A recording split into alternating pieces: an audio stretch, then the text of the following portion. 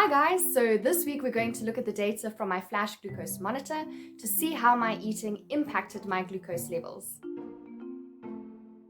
So generally I eat the same sort of foods on a day-to-day basis, so we'll take a look at these staples as well as various other different foods.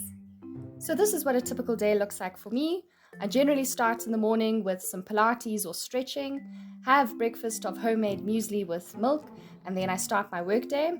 After work, I generally go for about a 5k walk and finish off with a cup of tea, start preparing dinner, and then I start working on my masters late into the evening. I'm quite boring when it comes to breakfast. I always have my homemade muesli with full cream milk. It's packed with nuts and seeds and whole oats. And as you can see here, it does very little to my blood glucose levels, and it keeps me sustained and satiated for a fair while.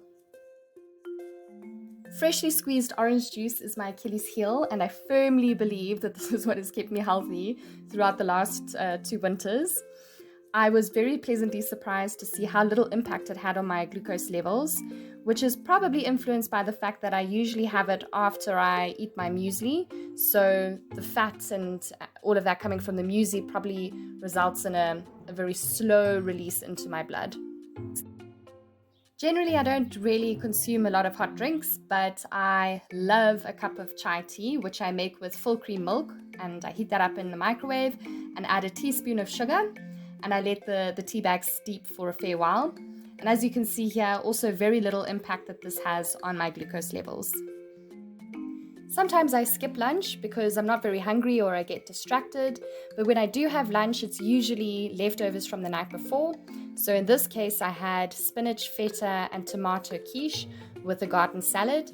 And as you can see here, minimal impact on my glucose levels, and I was quite full after this for a fair while.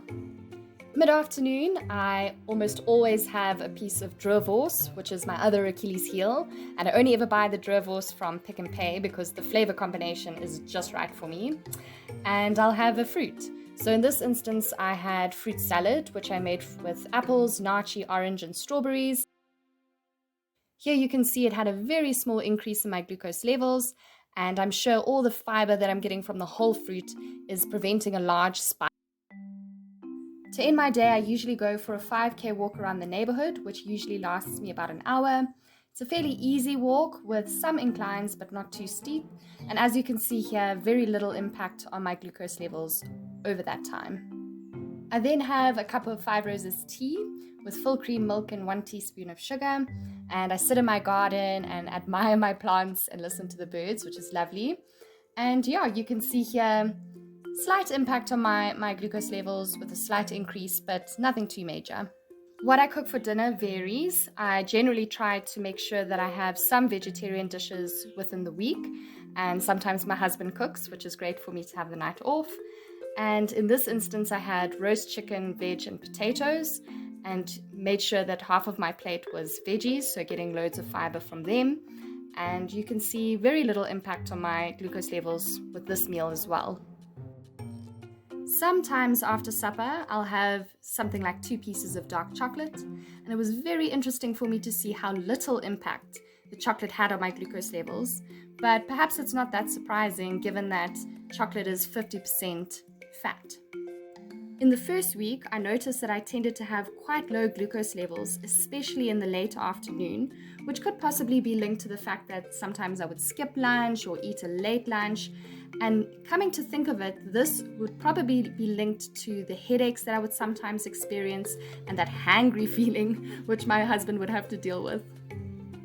After seeing this data, I made sure that I ate something substantial for lunch, and I must say that my glucose levels improved and so did my symptoms. This is just to show you what happens when you forget to scan after 8 hours.